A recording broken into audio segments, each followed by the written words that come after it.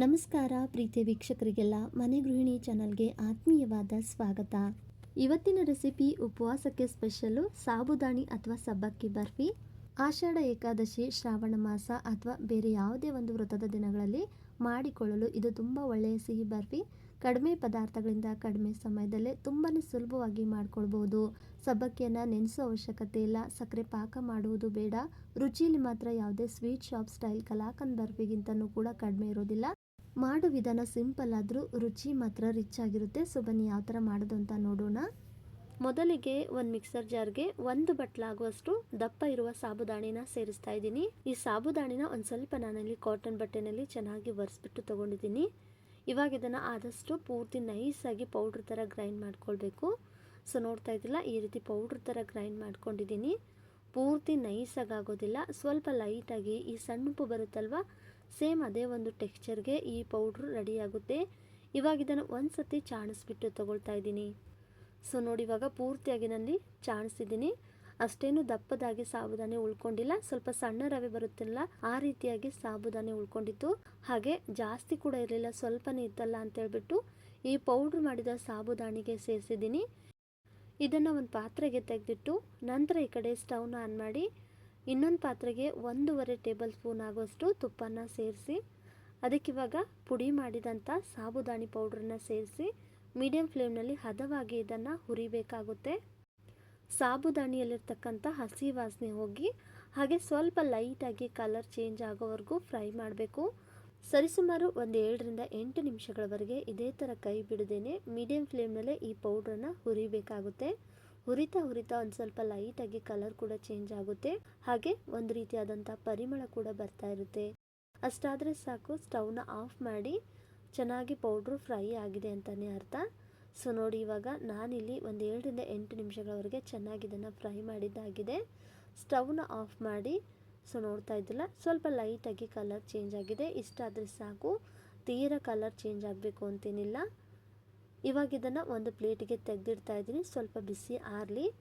ಅಷ್ಟರಲ್ಲಿ ಈ ಕಡೆ ಅದೇ ಪಾತ್ರೆಗೆ 2 ಬಟ್ಲಾಗುವಷ್ಟು ಕಾಯಿಸಿ ಆರಿಸಿರ್ತಕ್ಕಂಥ ಹಾಲನ್ನು ಸೇರಿಸ್ತಾ ಇದ್ದೀನಿ. ಯಾವ ಬಟ್ಲಿಂದ ನಾನು ಸಾಬುದಾಣಿನ ತಗೊಂಡಿದ್ನೋ ಅದೇ ಬಟ್ಲತೆಗೆ 2 ಬಟ್ಲಾಗುವಷ್ಟು ಹಾಲು. ಇದ್ರ ಜೊತೆಗೆ 3 ಸ್ಪೂನ್ ಆಗುವಷ್ಟು ಮಿಲ್ಕ್ ಪೌಡ್ರನ್ನ ಸೇರಿಸ್ತಾ ಇದ್ದೀನಿ. ಇಲ್ಲಿ ಮಿಲ್ಕ್ ಪೌಡ್ರ್ ಹಾಕೋದ್ರಿಂದ ಹಾಲು ಬೇಗ ಗಟ್ಟಿಯಾಗುತ್ತೆ ಅನ್ನೋ ಕಾರಣಕ್ಕೆ.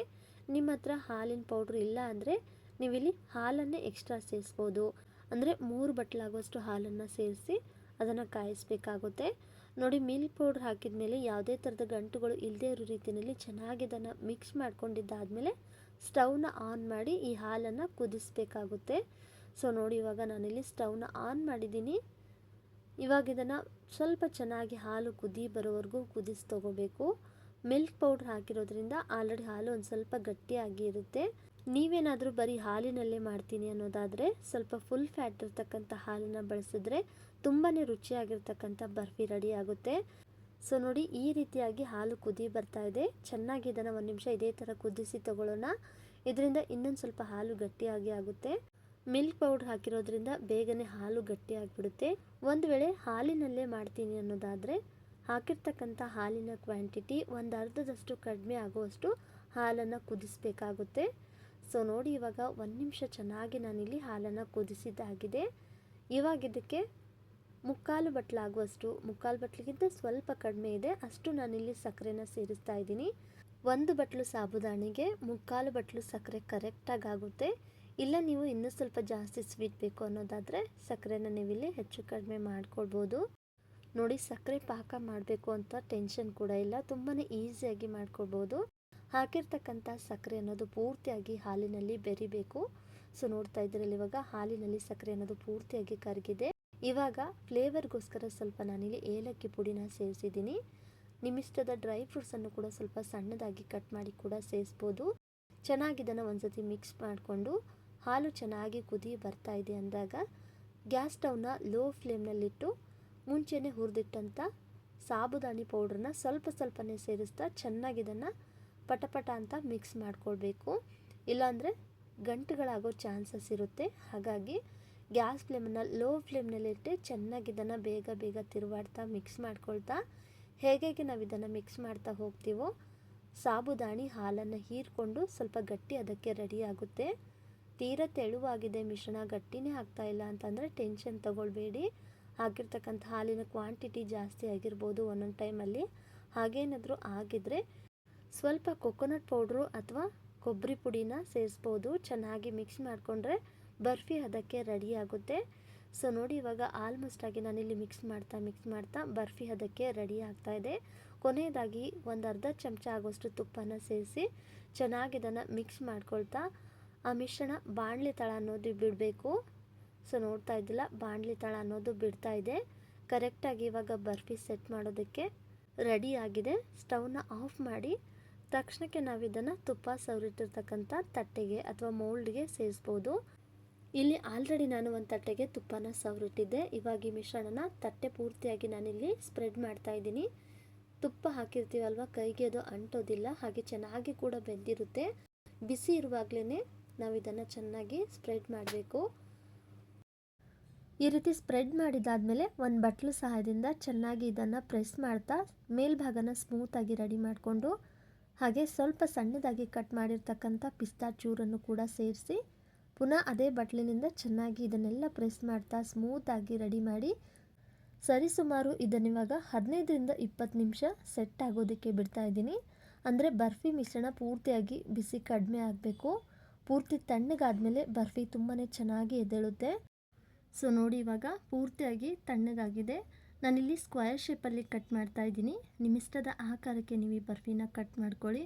ತುಂಬಾ ಸಾಫ್ಟಾಗಿ ರೆಡಿ ಆಗುತ್ತೆ, ಗಟ್ಟಿ ಆಗುತ್ತೆ ಅನ್ನೋ ಟೆನ್ಷನ್ ಬೇಡ. ಸೊ ನೋಡಿ, ಇವಾಗ ಎಷ್ಟು ಚೆನ್ನಾಗಿ ಬರ್ಫಿ ಸೆಟ್ ಆಗಿದೆ.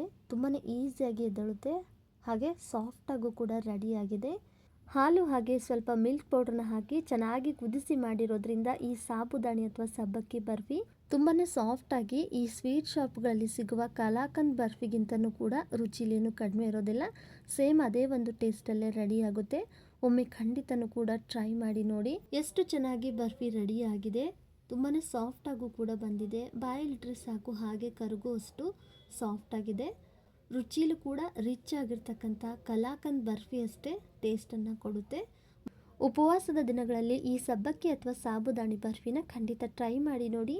ಇದನ್ನು ಸುಮಾರು ನಾವು 1 ವಾರದಿಂದ ಒಂದು 10 ದಿನಗಳವರೆಗೆ ಸ್ಟೋರ್ ಮಾಡಿಡ್ಬೋದು. ಇದಕ್ಕಿಂತ ಹೆಚ್ಚಿಗೆ ದಿನ ಇಡೋದಕ್ಕೆ ಹೋಗ್ಬಿಡಿ, ಯಾಕಂದರೆ ಇಲ್ಲಿ ನಾವು ಹಾಲು ಬಳಸಿರೋದ್ರಿಂದ ಹೆಚ್ಚು ದಿನ ಇದು ಚೆನ್ನಾಗಿರೋದಿಲ್ಲ. ಸೊ ನೋಡಿದ್ರಲ್ಲ ಸ್ನೇಹಿತರೆ, ಯಾವುದೇ ಥರದ ಸಕ್ಕರೆ ಪಾಕನ ಮಾಡದೆ ಮನೆಯಲ್ಲಿರ್ತಕ್ಕಂಥ 3 ಪದಾರ್ಥಗಳಿಂದ ಈ ರುಚಿಯಾದ ಸಾಬುದಾಣಿ ಅಥವಾ ಸಬ್ಬಕ್ಕಿ ಬರ್ಫಿನ ಎಷ್ಟು ಸುಲಭವಾಗಿ ರೆಡಿ ಮಾಡ್ಕೊಳ್ಬೋದು ಅಂತ. ಈ ರೆಸಿಪಿ ನಿಮಗೆಲ್ರಿಗೂ ಹೇಗೆ ಅನ್ನಿಸ್ತು ಅಂತ ಕಮೆಂಟಲ್ಲಿ ತಿಳಿಸಿ. ವಿಡಿಯೋ ಇಷ್ಟ ಆದರೆ ಒಂದು ಲೈಕ್ ಮಾಡಿ, ಶೇರ್ ಮಾಡಿ ನಿಮ್ಮ ಫ್ರೆಂಡ್ಸ್ ಆ್ಯಂಡ್ ಫ್ಯಾಮಿಲಿ ಜೊತೆಗೆ. ಹಾಗೆ ಮನೆ ಗೃಹಿಣಿ ಚಾನಲ್ನು ಕೂಡ ಸಬ್ಸ್ಕ್ರೈಬ್ ಮಾಡಿಕೊಂಡು ಸಪೋರ್ಟ್ ಮಾಡಿ. ಎಲ್ಲರಿಗೂ ಧನ್ಯವಾದಗಳು.